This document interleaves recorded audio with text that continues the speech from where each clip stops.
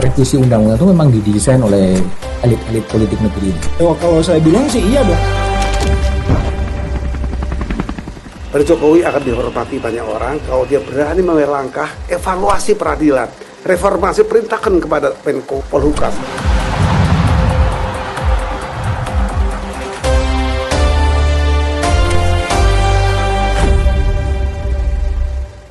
Oke, kembali lagi dengan Back to BDM. Kembali lagi, pemilu pencoblosan sudah selesai. Penghitungan suara versi quick count juga sudah disampaikan kepada publik. Pasangan 02 Prabowo Subianto dan Gibran Rakabuming-Raka diperkirakan akan memenangi kontestasi pemilu. Selanjutnya, apa yang akan terjadi setelah bersama saya co-captain dari Timnas Anies Baswedan, Muhaimin Iskandar, Mas Sudirman Said. Mas Sudirman, gimana kabar? Alhamdulillah, Mas Sudirman. Kurang tidur ya kelihatannya. Iya, Mas Sudirman juga pakai hitam tuh tandanya apa tuh? Pakai hitam, karena nggak ada baju lain. Oke, Mas Dirman, ini versi quick count ya, Mas Anies di angka 25, 26 gitu. Lalu pasangan 02 di angka 58 dan Mas Ganjar di angka sekitar 16 dan 17. Kaget dengan hasil quick count itu? Enggak sih. Enggak. Cuman kaget sekali gitu. Jadi kita semuanya mengatakan ya kita memang mendengarkan ada target-target tertentu, tapi kaget sekalinya pertama kok yang rumor yang beredar selama ini terbukti kan. Terus yang kedua ada gap yang luar biasa antara proses-proses persiapan dengan hasil gitu. Yang saya maksud adalah kan proses persiapan itu kan pencalonan, kualitas calonnya seperti apa, kampanyenya seperti apa, debatnya seperti apa gitu. Kan orang membayangkan tidak seperti sekarang gitu.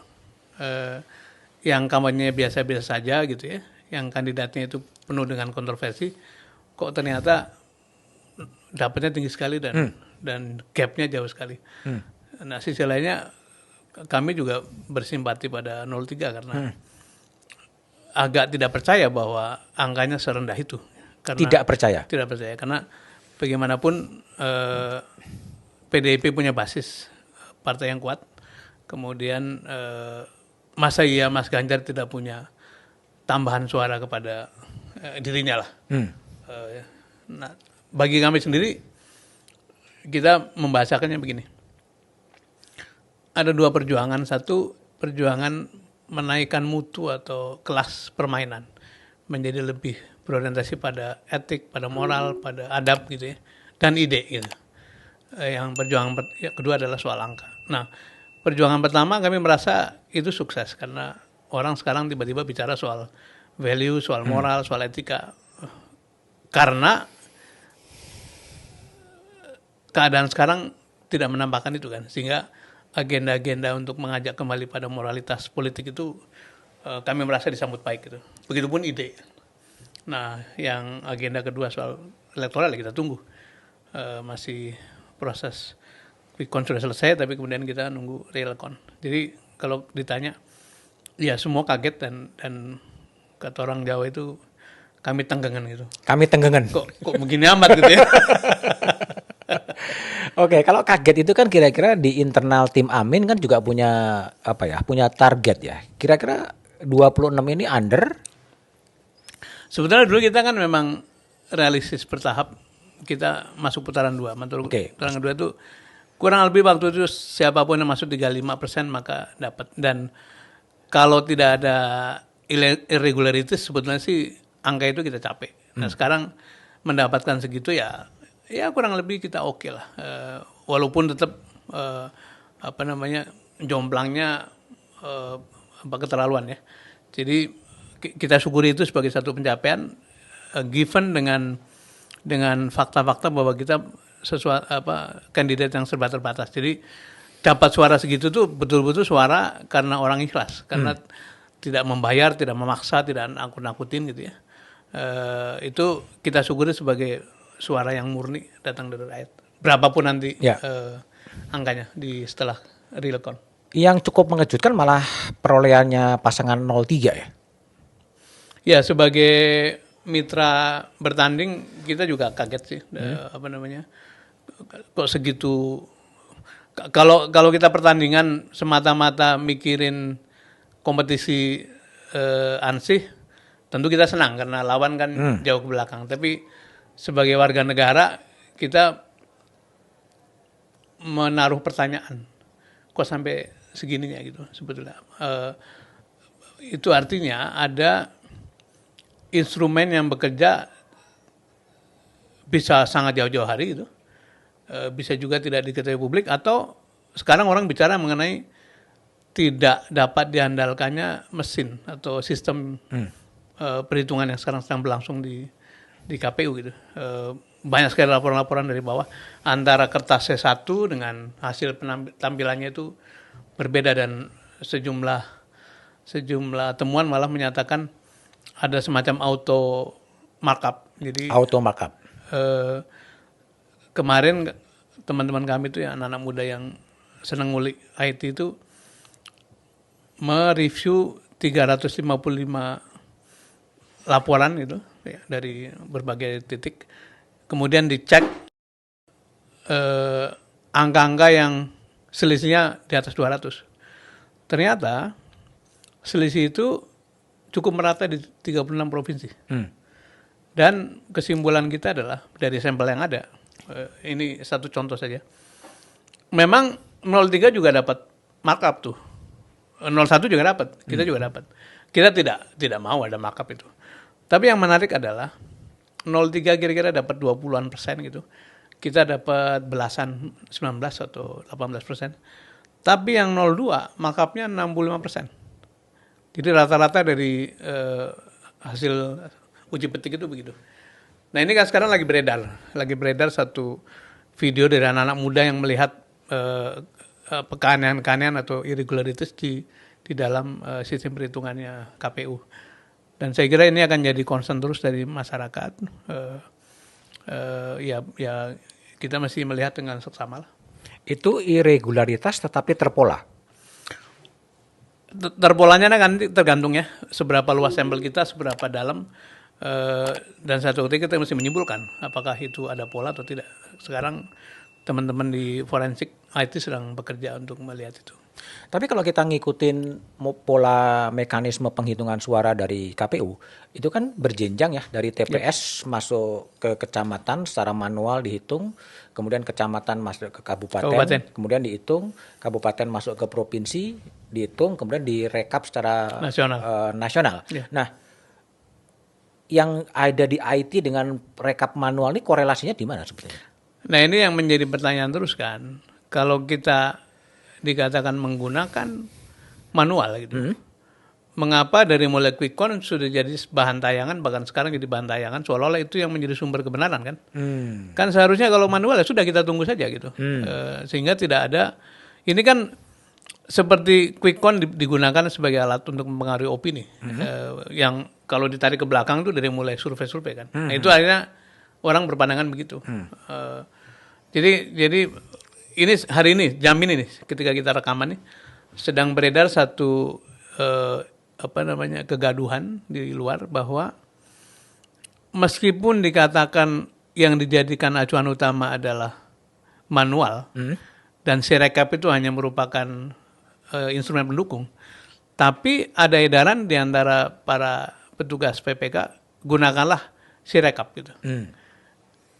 Ini di Jakarta nih. Nah, bagaimana dengan daerah lain? Padahal Jakarta itu kan sangat dekat sama pengambil keputusan. Jadi hal-hal seperti ini muncul di mana-mana. Tentu ada yang berpandangan ya Anda kalah maka ngomong kecurangan. Tapi menurut saya yang bicara kecurangan bukan hanya kontestan, bukan hanya peserta, tapi juga masyarakat sipil, anak-anak muda yang mendeklar bahwa saya bukan anggota dari tim apapun, tapi sebagai warga negara saya merasa terusik dengan hal-hal seperti ini. Jadi ini sedang menjadi concern dari bukan saja pasangan-pasangan yang katakanlah disimpulkan kalah oleh hitung cepat, tapi juga masyarakat umum, masyarakat yang bahkan tidak ikut-ikut dalam tim apapun gitu. Oke. Kalau tadi berbicara kekagetan ya, Mas Firman mewakili 01 juga kaget gitu.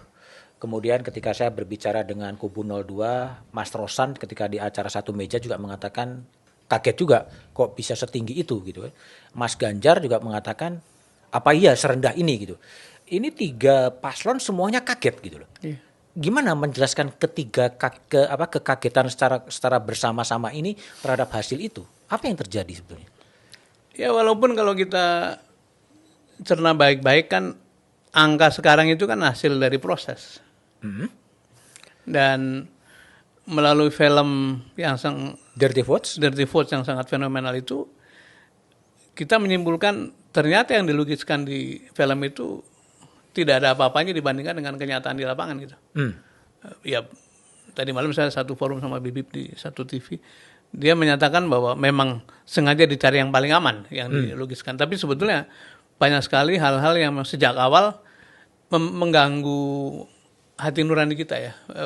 Bagi kita kan sebetulnya orang-orang terdidik itu kan pemilu sudah sangat baik kita gunakan sebagai alat untuk sirkulasi kekuasaan gitu supaya sehat sebagaimana darah kita.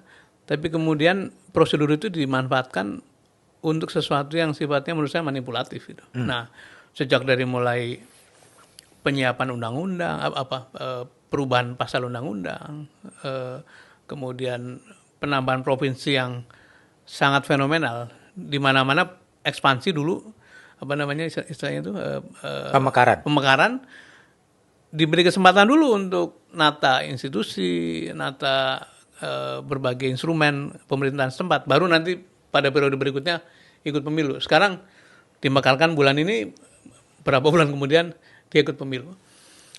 Sampai pada yang paling menjadi isu publik adalah soal merubah pasal untuk memungkinkan seseorang yang belum memenuhi syarat menjadi salah satu kandidat gitu.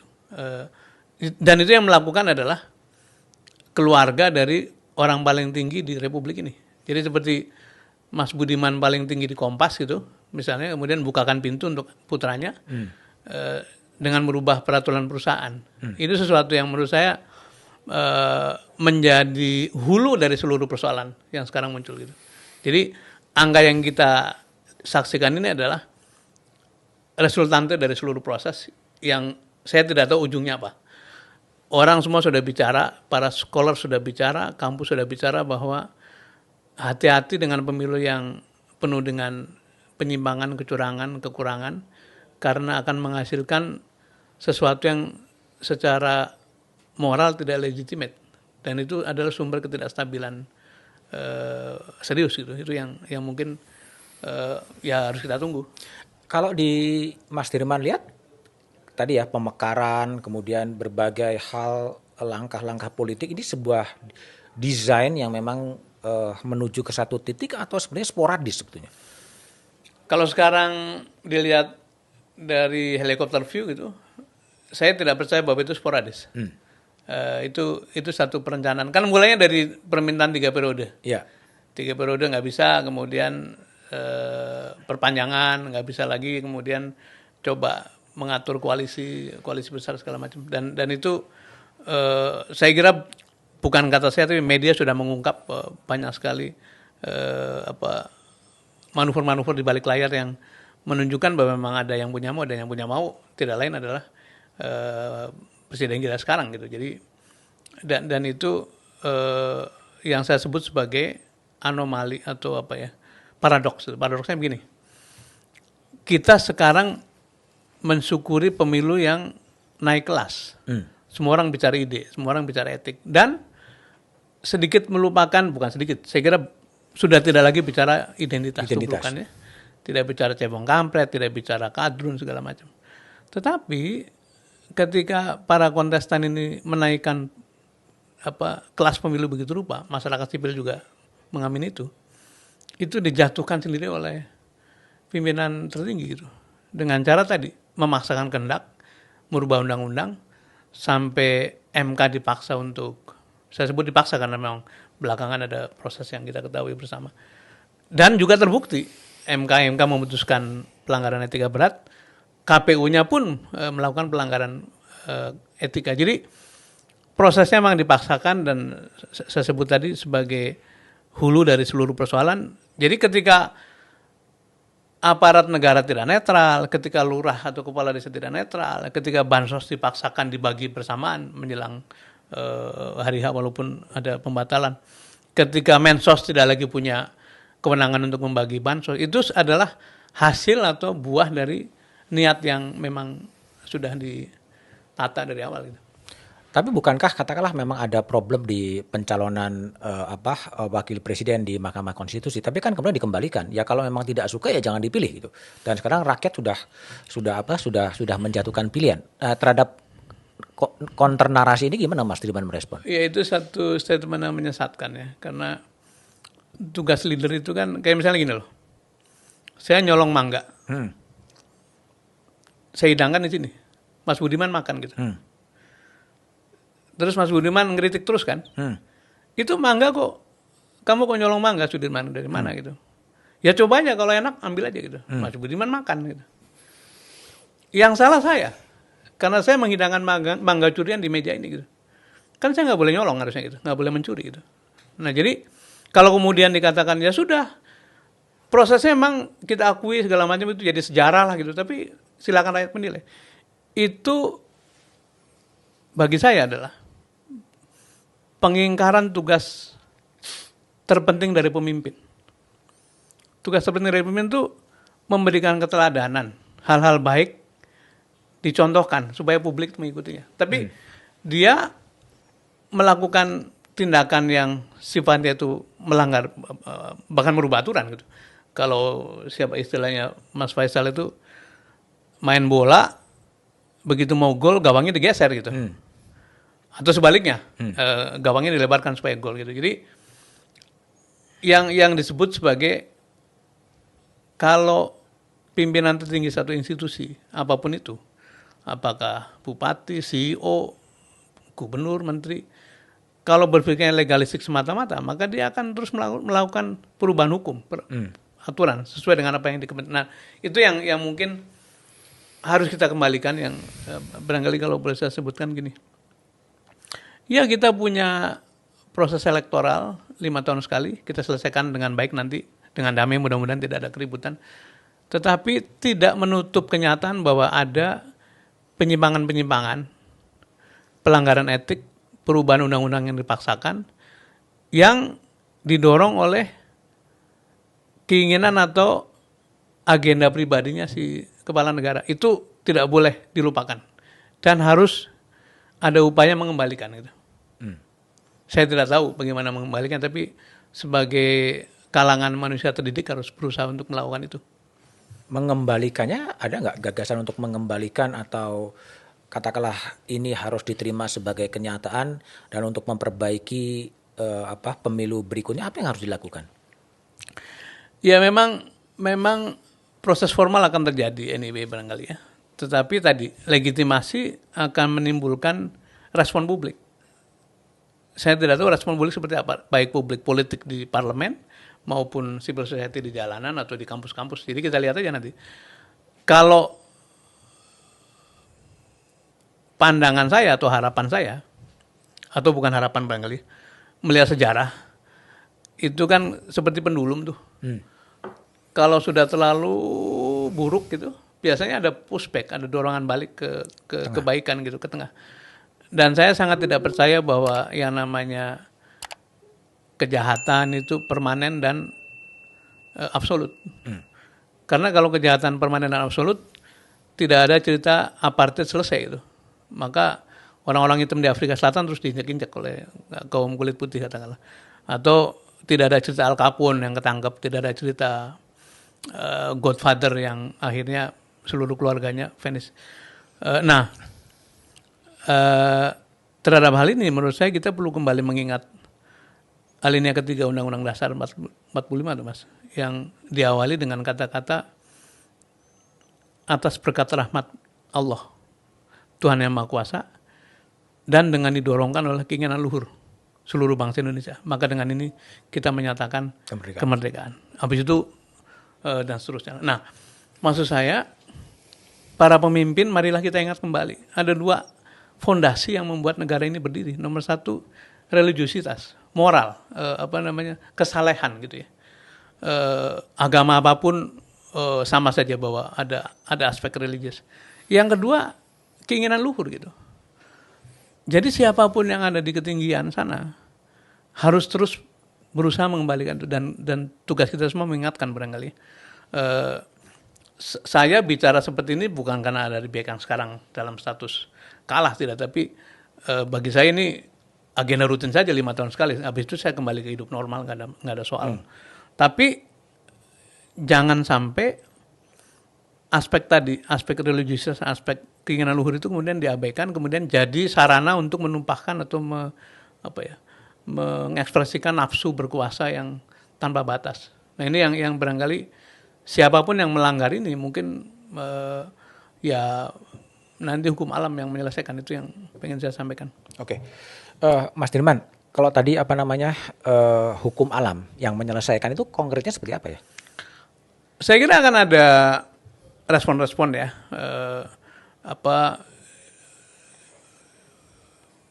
Tidak ingin terjadi peristiwa 98 karena itu cukup menyakitkan. Tapi sebagai pelajaran patut kita tengok.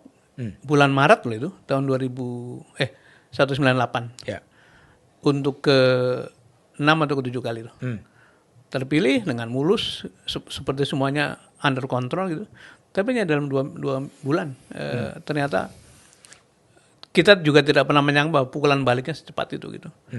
Nah kita juga tidak ingin ini terjadi lagi, tapi mumpung masih ada waktu barangkali ya kembali kepada kepatutan lah, kembali pada kewajaran gitu. Oke.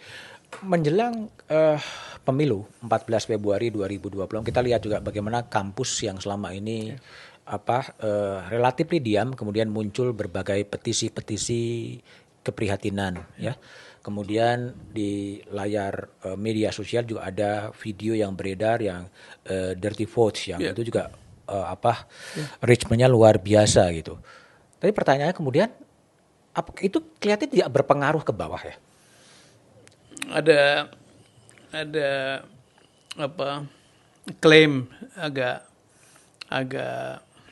semalam itu agak lucu dari salah seorang teman di satu forum mengatakan, kami terima kasih kepada produser dan bintang. Kemudian bintangnya ada di situ, si Bibip. Karena berkat 30 votes, maka perkiraan yang kami mula-mula 53%, sekarang jadi 58% gitu. Saya, ya Allah, kok begini amat gitu ya. Apakah tidak berpengaruh? Menurut saya berpengaruh. Justru itu menjadi pertanyaan kan. Karena itu film beredar luas gitu. Dan saya tidak percaya bahwa kelas menengah itu tidak memperhatikan itu. Tapi kan sebagian besar warga kita pendidikannya rendah. Ya mereka kan bertanya pada yang berpendidikan tinggi. Yang pembantu di rumah nanya tuan rumahnya, yang pegawai pabrik nanya kepada manajernya gitu ya. Yang orang-orang di kampung nanya kepada kita yang di kota segala macam. Jadi ada pengaruhnya. Tapi menurut saya ini memang proses pematangannya masih berlangsung. Tadi misalnya kan kita sangat gelisah tuh. Mas Budiman berkali-kali nulis soal perlunya civil society bergerak ya, perlunya muazin bangsa segala macam. Itu bertahun-tahun saya membaca tulisan Mas Budiman. Kenapa baru sekarang? Kan itu pertanyaan. Ya tadi, karena pendulumnya sudah mencapai titik yang mungkin tidak bisa ditoleransi. Rasa takut sudah cukup lama muncul, tapi ketika ketakutan sampai puncaknya, dia pecah dan menjadi sesuatu yang melawan balik gitu. Seperti kita dikejar anjing gitu ya. Kalau kepepet ketemu tembok, kita akan berusaha berhadapan, kemudian ngambil apa saja yang ada di. Nah, dalam hal ini para ilmuwan, para cendekiawan, kalangan masyarakat sipil kan sebetulnya punya alat, namanya wisdom, namanya best practice, namanya kepatutan, itu yang sedang mereka suarakan. Saya punya harapan mudah-mudahan ini satu ketika menyatu dengan seluruh komponen yang kita bukan sedang menolak siapa-siapa, tapi sedang mencoba mengembalikan kepatutan jalannya bernegara. Nah itu yang mungkin satu ketika akan bertemu antara kekuatan yang bukan politik, dalam hal ini civil society, dengan kekuatan partai-partai. Seberapa cepat itu akan berlangsung, ya tergantung keadaan nanti gitu. Oke. Kalau kita lihat satu essay yang dimuat di harian Kompas ya itu kan ada Mas Ulil Absar Abdallah yang kemudian menulis ada semacam kesombongan kelas menengah, kesombongan tersembunyi dari kelas menengah yang kemudian bercerita soal demokrasi yang stagnasi, backsliding of democracy dan lain sebagainya. Kemudian adalah mengatakan bahwa jangan-jangan memang prioritas dari rakyat Indonesia ini adalah bukan soal demokrasi gitu. Mungkin prioritasnya berbeda sehingga upaya-upaya dari guru besar yang bersuara dan berbagai film itu kemudian dimunculkan dalam sebuah hasil pemilu yang di luar dugaan banyak orang. Gimana Mas Dirman melihat itu? Boleh saja, bisa jadi begitu karena seperti ada yang menyederhanakan begini. Bagi orang-orang mapan, bisnismen segala macam yang punya uang cukup, apalagi kaya raya, sangat tidak suka pada perubahan karena dia inginkan kepastian gitu ya. Tapi bagi orang-orang yang masih hidupnya menderita, bagi orang-orang yang masih mencari jalan hidup yang lebih baik, pasti ingin ada perubahan karena perubahan itu sama dengan harapan lebih baik kan, selalu gitu. Dan ini dinamika ini atau diskursus ini kan terus berlangsung gitu. Sekarang negara mau berpihak kemana gitu. Kalau memang negara ini berpihak pada yang mapan saja, memang sebaiknya tidak ada perubahan. Kalau perlu ya tadi misalnya diperpanjang segala macam. Tapi kan justru kenapa kita memilih demokrasi kan sebagai sarana gitu. Sarana, dan di mana-mana terbukti bila demokrasi bertemu dengan penegakan hukum, maka hasilnya adalah kemakmuran dan keadilan gitu. Nah ini kan logika yang sedang didorong oleh para pemikir kenegaraan lah. Bahwa kemudian pelaku politiknya ternyata tidak mengamini itu, malah cenderung mengakali hukum segala macam. Dan dalam beberapa event kita lihat pikiran-pikiran sehat itu dilecehkan, diketawain gitu.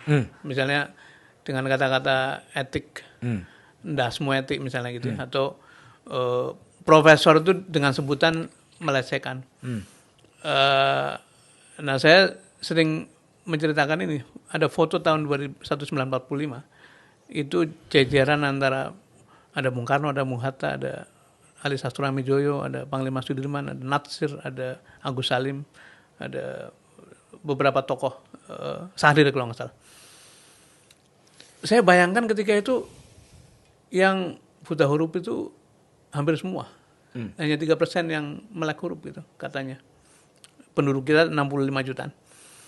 Tetapi kata-kata politisi, negarawan, pemikir, penggerak, pemimpin itu jadi satu tuh, jadi satu gitu.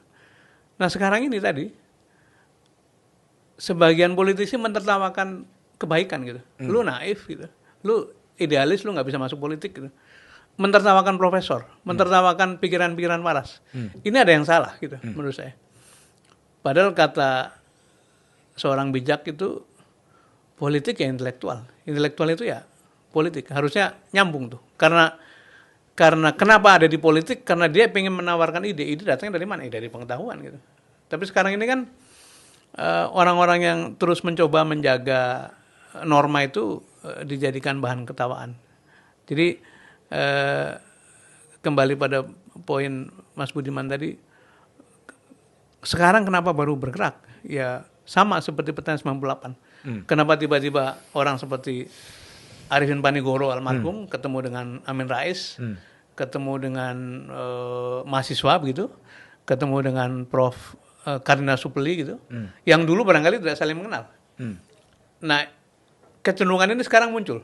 Okay. Bahkan di antara berbagai elemen yang kemarin itu pecah belah karena politik macam-macam itu, sekarang duduk lagi bersama-sama. Dan itu kalau boleh diharapkan sebagai siklus 20 tahunan, siapa tahu ini menjadi siklus 20 tahunan setelah 98 itu. Atau bisa disimpulkan ada diskoneksi antara gagasan-gagasan guru besar yang petisi-petisi itu dengan masa di bawah.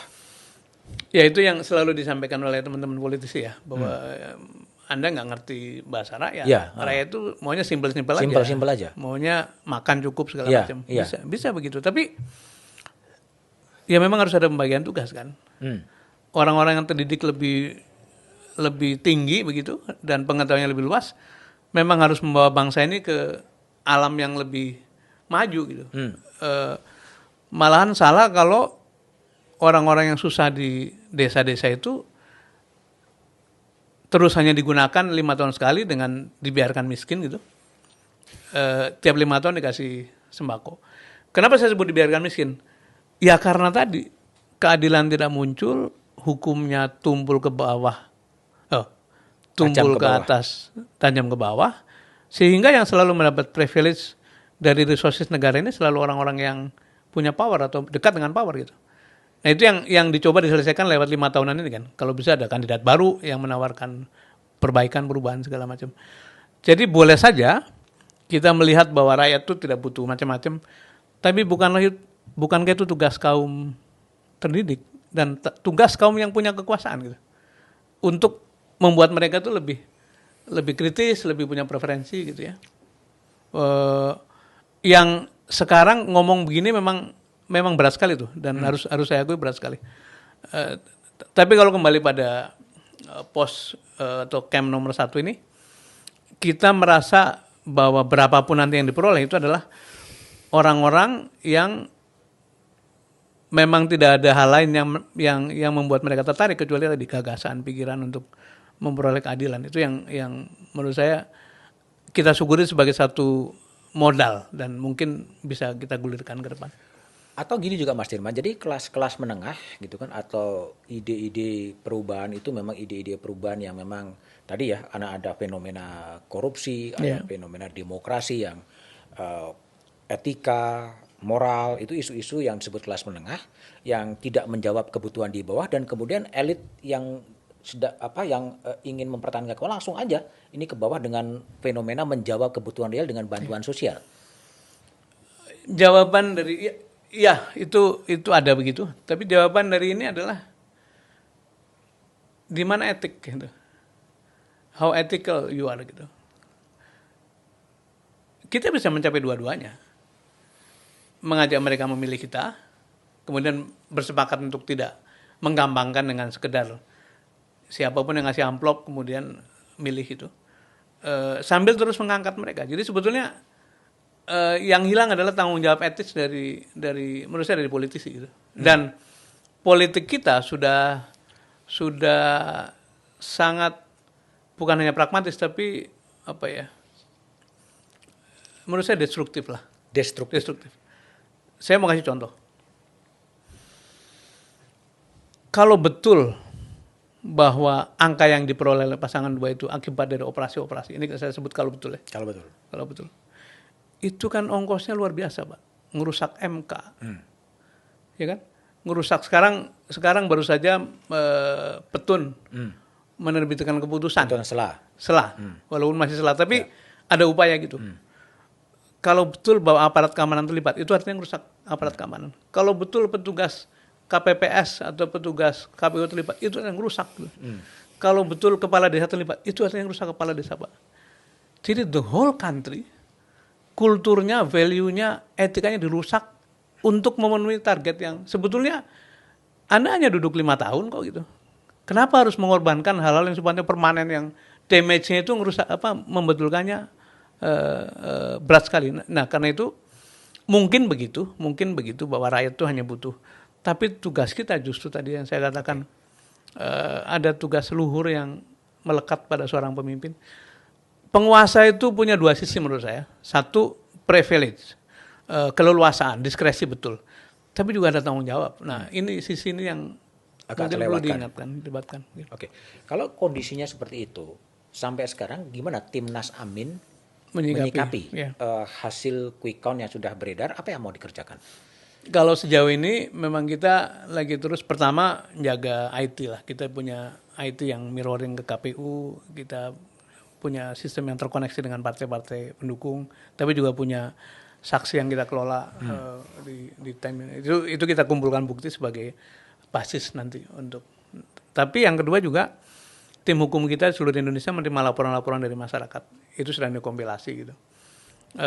Di samping itu juga berkomunikasi dengan rekan-rekan sebaya lah. Komunikasi dengan 03, lihat bagaimana sikapnya. Tetapi pertama saya kebetulan membantunya Pak Capres ya, bukan dari partai. Tentu saja tergantung Pak Capres nanti bagaimana gitu ya. Tapi sejauh ini nuansa yang saya tangkap dari Capres, dari Cawapres, dari partai-partai pendukung itu nuansa ini tidak boleh dibiarkan gitu. Kita sih punya harapan mudah-mudahan di 03 juga begitu, sehingga ada satu sharing concern ya, ada keprihatinan bersama yang kemudian mendorong tindakan bersama, walaupun tidak harus berbentuk formal. Tapi nah menurut saya kembali pada poin saya di depan tadi, ya proses elektoral pada waktunya harus selesai, presiden terpilih secara legal dengan segala catatan itu mungkin harus dilantik, tetapi proses membereskan ini harus terus berlangsung, dan damage ini sebetulnya juga akan merugikan siapapun yang duduk nanti gitu. Karena bagaimana mungkin pemerintah dengan ketidakstabilan. Dengan stabil saja menurut saya pemerintah ke depan tuh berat sekali. Akan menghadapi krisis pangan, akan menghadapi fiskal yang mungkin masih wait and see para pengusaha, akan menghadapi geopolitik yang di seluruh titik itu terjadi satu gunjangan-gunjangan. Jadi dengan trust yang penting juga, kalau katakanlah angka 58% itu betul, mungkin dengan kejurigan markup katakanlah jadinya target mereka 52-53 gitu. Itu artinya ada 47% orang yang dengan cepat tidak memilih. Dan itu adalah satu konstituen atau satu stakeholders yang sangat besar untuk. Dan bedanya begini. Ini saya minta maaf. Rasanya yang milih 01, 03 itu betul-betul karena ideologis, karena betul-betul pilihan sadar gitu. Tetapi yang di tengah itu, yang milih nomor 2 itu ada yang ideologis, ada yang karena terpaksa karena tekanan-tekanan, tapi ada juga yang karena iming-iming yang sifatnya materi. Dan dengan begitu sebetulnya nanti pemerintah kalau 02 ini dilantik akan berhadapan dengan 47% yang betul-betul punya basis kuat. Nah kembali pada apa yang sedang kita lakukan, kita ingin terus mengingatkan pada, pertama ya menyemangati teman-teman di lapangan supaya tetap bekerja sampai tuntas gitu. Nah yang kedua terus memberikan reminder pada publik bahwa ada PR besar di luar aspek elektoral semata-mata gitu. Artinya apakah kemudian baik di pasangan 01 maupun 03 akan mencoba membawa kasus ini ke Mahkamah Konstitusi? Ya ini terus terang mixed feeling ya. Mixed feeling karena kita tahu menempuh jalur formal itu ujungnya seperti apa kita bisa duga, apalagi dengan di MK-nya diputar-putar begitu ya. Tetapi saya pribadi yang paling minimal adalah menyelenggarakan ini semua sebagai bagian dari public education, pendidikan publik, bahwa ada sesuatu yang harus dibereskan gitu. Tetapi kalau ini bisa bergulir menjadi gerakan politik atau political move, gerakan politik, dan kemudian gerakan politik itu disambut oleh publik ya, itu saya kira sangat baik. Misalnya semua orang sudah bicara mengenai keabsahan dengan proses yang dari awal begitu rupa itu, apakah nanti masuk kategori yang dalam istilah Prof. Mahfud dulu TSM. Terstruktur, sistematis, masif. Dan masif itu. Tapi itu kan sebetulnya sedang menjelaskan kualitas pemilu terdiskon secara Nah, kalau itu bisa dibuktikan mungkin ceritanya akan lain, dan saya kira pihak 03 juga tidak kalah terpukul karena basis-basisnya teman-teman di PDIP juga terganggunya nggak kira-kira gitu, dan itu pasti ada operasi-operasi yang tidak wajar apapun bentuknya itu. Nah ini akan menimbulkan satu resentment, satu suasana negatif yang saya tidak tahu bentuknya seperti apa, tapi kembali pada sunatullah tadi, Yang berlebihan itu selalu akan dapat hukuman dari alam dan kita tidak berharap yang buruk pada negeri ini, tapi menurut saya bangsa ini juga harus makin hari makin dewasa. Dan saya ingin mengulang tadi bahwa kita bersyukur ini pemilu ke-6 barangkali ya. Setelah reformasi sebetulnya makin hari makin baik gitu, dan ini juga relatif damai, tidak ada keributan apa-apa. Tapi justru catatannya ada di pintu masuk yang dicongkel gitu, istilahnya begitu. Public education itu akan coba dilakukan melewat jalan seperti apa kalau memang mixed feeling pada Mahkamah Konstitusi? Seperti halnya pemilu-pemilu sebelumnya kan akan ada masa hangat ya, sudah itu akan stabil.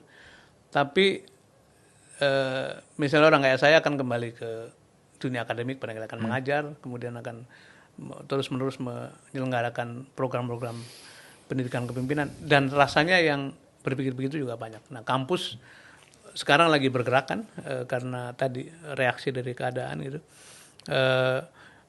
Itu memang harus ada, kalau dalam istilah Pak Mas Budiman itu harus ada muazin ya, harus ada leader, harus ada orkestratornya gitu.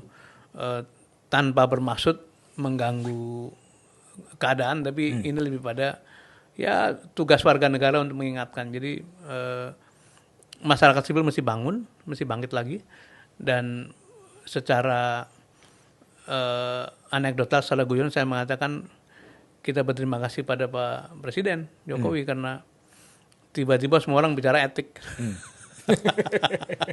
Karena kehilangan, seperti kita ngomongin garam kan, begitu garam nggak ada, garamnya di mana nih gitu. Sekarang ngomongin itu, saya bersyukur sekali dengan itu. Yang kedua, tadi orang-orang yang dulu terpecah belah karena persepsi politik yang menurut saya sih lebih banyak bikinan lah. Itu sekarang kumpul lagi. Sekarang berbagai warna, berbagai agama, berbagai background, aliran ideologinya apa, duduk lagi untuk mengatakan ada sesuatu yang salah dan kita mesti luruskan. Ini hikmah yang mungkin kita peroleh, dan mudah-mudahan ini terus menggumpal menjadi kekuatan sipil itu. Artinya bisa disimpulkan bahwa Timnas Amin akan menunggu sampai penghitungan KPU secara berjenjang itu selesai dan baru akan menyatakan sikap politiknya apakah menerima atau tidak menerima hasil pemilu. Itu kan jalur yang memang harus dilalui sebagai tim formal ya. Tapi kan elemennya Timnas ini kan banyak.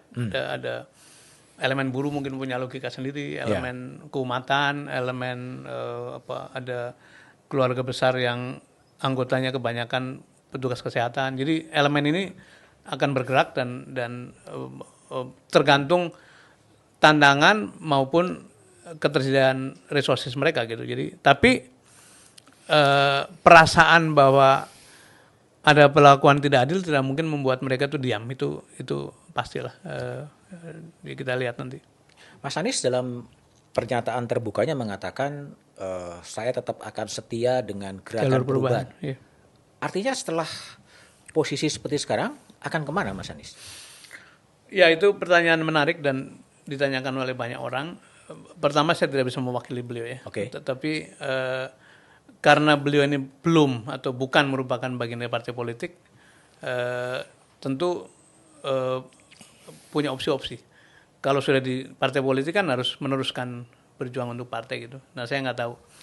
Tapi saya menduga dan sebagian orang berharap bahwa dia bisa menjadi simbol dari gerakan civil society itu. Ada plus minusnya. Plus minusnya di mana-mana orang tidak punya basis partai itu memang rentan pada gonjangan-gonjangan. Tapi sisi lainnya adalah dia punya fleksibilitas untuk nah, tergantung tantangan ke depan yang membutuhkan orang seperti Mas Anies seperti apa, itu yang mungkin akan ada proses berpikir ya, ada proses yang ya istilahnya kontemplasi lah sambil memperhatikan perkembangan. Pak Prabowo dalam selebrasinya juga mengatakan akan merangkul semuanya. Ya, merangkul semua itu artinya juga bukan tidak mungkin kemudian Mas Anies atau Mas Ganjar atau Mas Muhaimin atau Pak Mahfud diajak mungkin masuk dalam kabinet yang dibentuk. Kalau pandangan Mas Dirman terhadap ajakan untuk bertanding kemudian untuk Bersanding, ya. kemudian bersanding dalam pemerintahan. Ada beberapa catatan. Yang satu gini, pada waktu 2019 begitu Pak Prabowo kalah, kan tidak lama kemudian bergabung. Menurut saya itu justru penyebab mengapa kemudian pemerintahan Pak Jokowi pada periode kedua menjadi sangat percaya diri dan melakukan langkah-langkah, tindakan-tindakan yang menunjukkan semau gue lah gitu. Karena yang kalah yang mestinya menjadi penyeimbang nyebrang gitu. Ditinggalkanlah dua partai yang ukurannya kecil sehingga setiap voting di DPR itu kalah terus gitu. Dan masyarakat sipil juga mengalami ini siapa ujung dari perjuangan ini. Jadi ada rasa takut, ada rasa tertekan segala macam. Dan kita tahu selama periode kedua nih Pak Jokowi ini elemen masyarakat sipil banyak sekali yang mendapat tekanan-tekanan itu.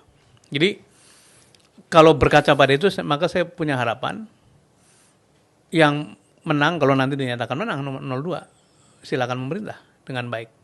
Kemudian yang kalah sebaiknya mengonsolidasikan diri menjadi penyeimbang supaya demokrasi ini hidup, demokrasi ini bekerja gitu. Kalau nggak begitu, rombongan masuk semua, terus siapa yang kontrol gitu. Itu satu. Yang kedua, merangkul ini tidak harus semuanya seluruh partai dimasukin ke pemerintah kan. Kan merangkul ini bisa mengatakan, mari kita perkuat DPR, mari kita perkuat BPK, mari kita perkuat kembali KPK, mari kita perkuat seluruh kelembagaan sehingga saya, katakanlah Pak Prabowo sebagai Presiden Indonesia yang akan memimpin misalnya, menjalankan pemerintahan seperti mengendarai mobil yang instrumen kontrolnya itu lengkap gitu. Kalau ngebut terlalu kencang, dia akan bunyi karena speedometernya jalan. Itu kan para civil society kan mengingatkan. Kemudian BPK-nya juga kuat, kalau ada apa-apa cek. KPK-nya juga kuat, penegak hukum kuat. Jadi merangkul tidak harus ngajak semua rombongan, termasuk Anies atau Mas Ganjar misalnya, masuk dalam kabinet. Itu menurut saya konsep yang terlalu sederhana dan juga tidak menghormati bahwa orang-orang itu punya konstituen kan. Yang bisa masuk kan hanya Anies atau Ganjar, dalam hal ini Prabowo-nya saja kan. Yang lain-lain gimana? Yang mendukung dengan gegap gempita dengan segala macam. Jadi dua catatan itu barangkali penting untuk dilihat. Jadi harapan saya adalah demokrasi tetap disehatkan.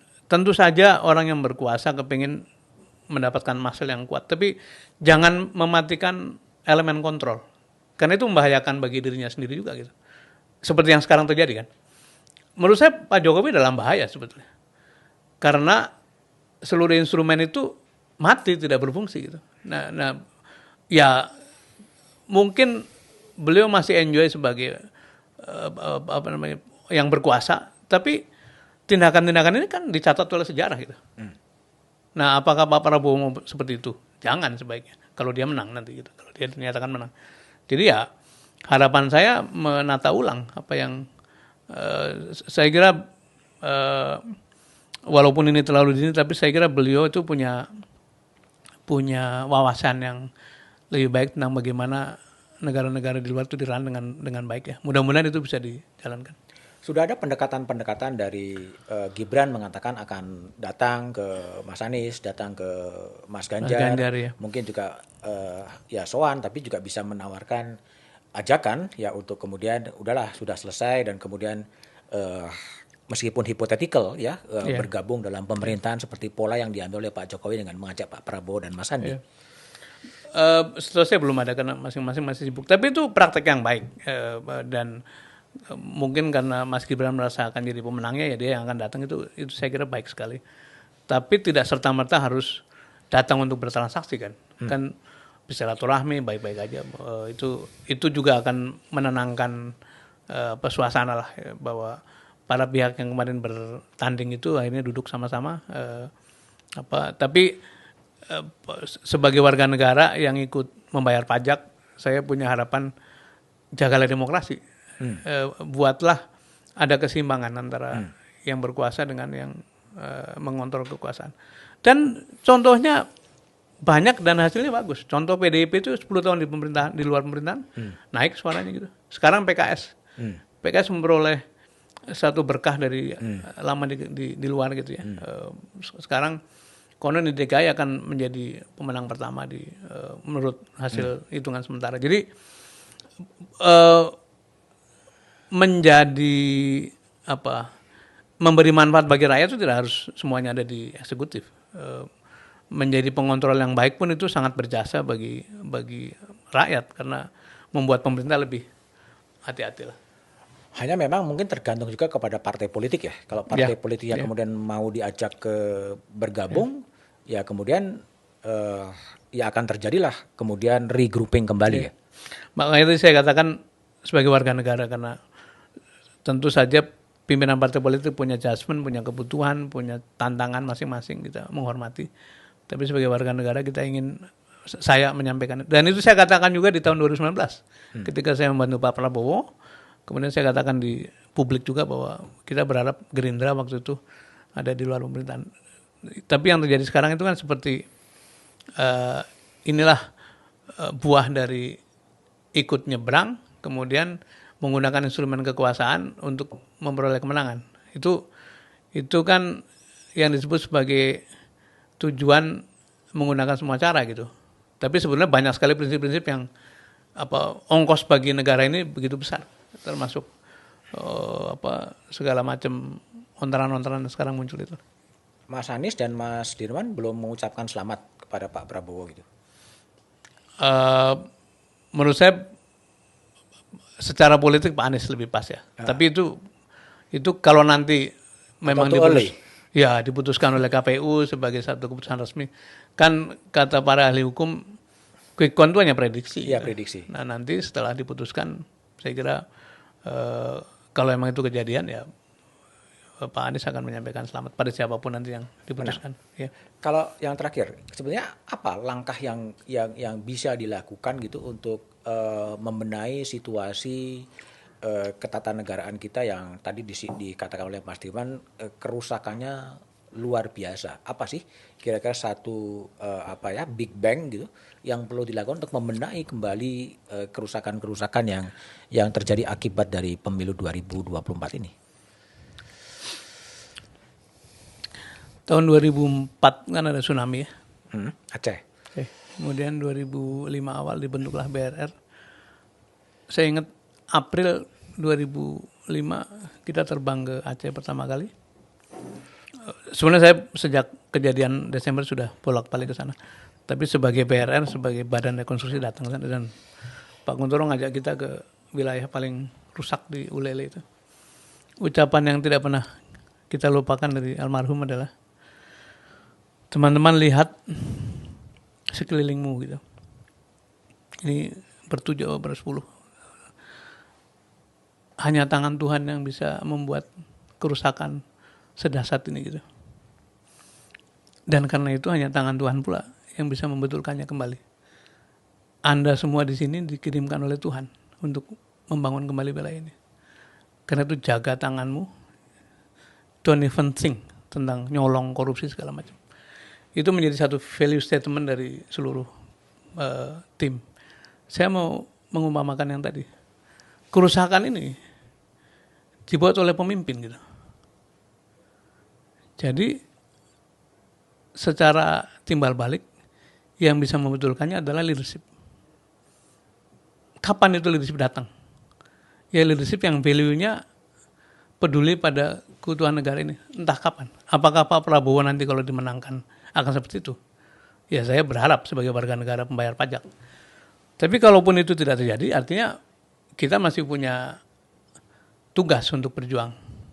Memilih pemimpin yang punya kemampuan mengembalikan kerusakan-kerusakan. Karena tidak ada lain. Seberapapun kuatnya masyarakat sipil kalau tidak punya otoritas, itu tidak mungkin merubah undang-undang. Jadi itu adalah tugas kepemimpinan, leadership call. Dan kita berharap siapapun nanti yang memilih, yang dipilih atau ditakdirkan Tuhan menjadi pemimpin ke depan itu bisa punya kepedulian bereskan ini semua. Karena yang merusak situasi ini adalah leadership. Maka kita berharap ada leadership baru yang membetulkannya gitu. Yang terakhir, ada satu juga proposal yang beberapa kali ditawarkan, salah satu yang bisa dilakukan oleh apakah itu Pak Jokowi, apakah itu kemudian Pak Prabowo kalau betul kemudian dilantik sebagai presiden, adalah perlunya semacam undang-undang kepresidenan. Ya, memang ini agak antagonis karena naluri kekuasaan itu kan memang menambah kekuasaan, sementara undang-undang kepresidenan itu mungkin akan meregulasi, membatasi kekuasaan. Tapi de facto satu-satunya lembaga di Indonesia yang tidak punya basis undang-undang adalah lembaga kepresidenan itu. Sehingga tidak pernah bisa dibedakan presiden sebagai kepala negara, presiden sebagai kepala pemerintahan, presiden sebagai penguasa tertinggi atas angkatan udara, angkatan laut, angkatan darat, dan presiden sebagai ketua umum partai politik. Nah, apakah kemudian RUU lembaga kepresidenan ini bisa menjadi sebuah alternatif solusi untuk membatasi kekuasaan dari presiden bukan hanya berdasarkan pada teks konstitusi? Ini ruangan kerja Chief Budiman ya, dan bisa dibikin studio, bisa dibikin ruang terima tamu, tapi juga bisa bikin pesta miras di sini. Karena itu begitu ditutup, karena Pak Budiman punya keleluasan untuk melakukan apa saja gitu. Apa yang membuat Mas Budiman itu menggunakan ruangan ini semata-mata bagi kepentingan produktif Kompas gitu. You have discretion, tapi Bapak menggunakannya semata-mata untuk kepentingan itu adalah etik gitu. Jadi adalah ethical conduct yang membuat orang itu bersedia membatasi kekuasaannya sendiri gitu. Apakah ada yang melakukan itu? Saya melakukannya ketika jadi menteri. Waktu itu untuk memutuskan gas yang tidak dikontrak itu, yang tanda tangan menteri. Dan menterinya kemana dikejar sampai ke Tokyo, kemana segala macam. Tapi saya bikin aturan bahwa menteri itu hanya tanda tangan kalau seluruh dirjennya, seluruh ini sudah tanda. Dan saya tidak ikut-ikutan menentukan. Karena begitu saya masuk ke dalam wilayah pribadi saya, itu akan menjadi absolut dan orang berbondong-bondong ngejar bagaimana mendapatkan saya. Dan itu baik. Akhirnya sistem yang bekerja gitu. Nah, kembali pada tadi. Ya tergantung apakah presiden kita sekarang maupun ke depan akan berpihak pada kepatutan, berpihak pada etik gitu. Kalau berpihak, dia akan membatasi. Karena tadi, ya sebagai penguasa, Anda punya privilege, punya keutamaan, punya diskresi, punya keleluasan, tapi juga punya tanggung jawab. Kan enak sebetulnya. Seperti halnya Bapak mengendarai mobil, kemudian pakai seat belt gitu.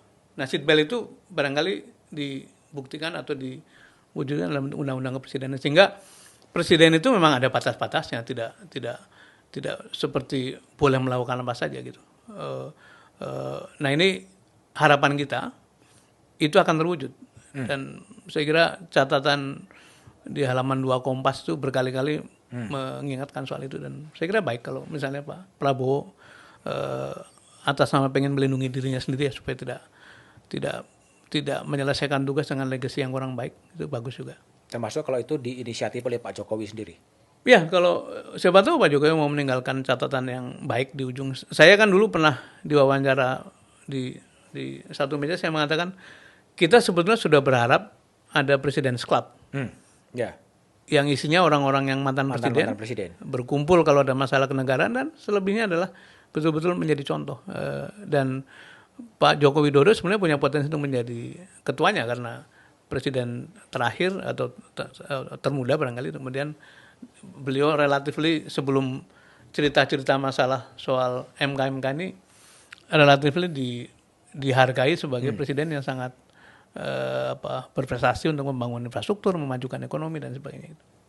Jadi undang-undang kepresidenan barangkali itu agenda yang bisa juga terus kita dorong, siapapun itu yang seperti halnya saya sering ditanya apakah kalau Anies jadi presiden itu tidak menjamin tidak, saya nggak bisa jamin, dia manusia biasa. Karena itu yang paling baik adalah jangan mempersonalkan kekuasaan. Kekuasaan itu punya publik, punya lembaga, karena itu siapapun presiden harus menjadi bagian dari institusi, bukan pribadi gitu. Oke, Mas Dirman, terima kasih. Matur nuwun, tetap sehat, terima kasih, jaga kesehatan. Banyak. Semoga Mas Dirman tetap sehat dan bangsa ini tetap sehat. Amin, Itu obrolan saya dengan Sudirman Said, ya, co-captain dari Timnas Amin. Semoga bisa bermanfaat. Silakan kalau ingin berkomentar atau ingin menanggapi, silakan berada di kolom chat. Jumpa lagi di Back to BDM edisi berikutnya. melihat bagaimana sih pelaksanaan dan persiapan pemilu 2024. Regularitas pemilu yang dilaksanakan di Indonesia itu 5 tahunan.